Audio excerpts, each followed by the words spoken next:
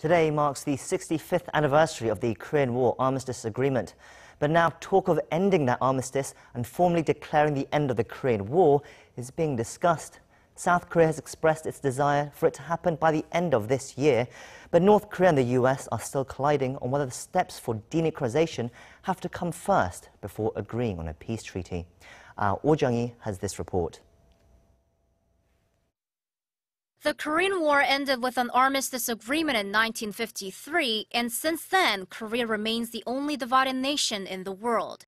The people of the two Koreas live facing each other over a heavily militarized border.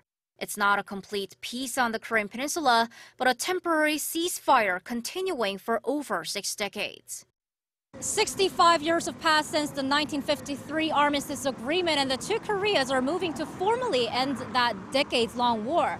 There was a previous attempt after the 2007 Inter-Korean Summit, but the latest attempt is stronger and is gaining much momentum as it was reaffirmed through the first-ever North Korea-U.S. summit, and the two Koreas have set a specific deadline of within this year.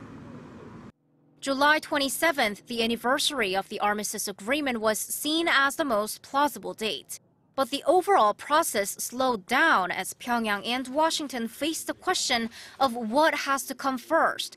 Washington is cautious about declaring the end of the war as it may get rid of military options to pressure the North to denuclearize. But Pyongyang wants the declaration first as that gives the regime a security guarantee.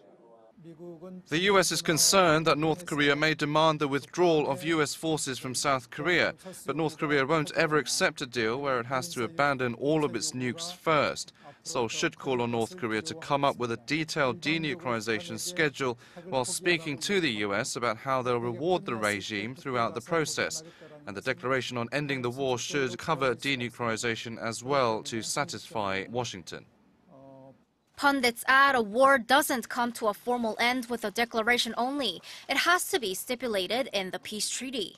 The declaration itself does not have a legal binding power, but gives an assurance that the related parties will cooperate, which could accelerate North Korea's denuclearization. The goals of denuclearization and a peace treaty are both too big to deal with. It's difficult to decide which has to be done first. The reason why the Panmunjom Declaration stipulated declaring an end to the Korean War within this year was to give North Korea an assurance as soon as possible that South Korea and the U.S. are taking confidence-building measures on their part. North Korea needs a reason to denuclearize, and declaring an end to the war provides that reason. Watchers point out that the two Koreas could first end an unusual decades-long armistice and then settle on technical issues through a peace treaty afterwards. The foreign ministers of the two Koreas, the U.S. and possibly China, could discuss the matter when they attend the ASEAN Regional Forum in Singapore next week.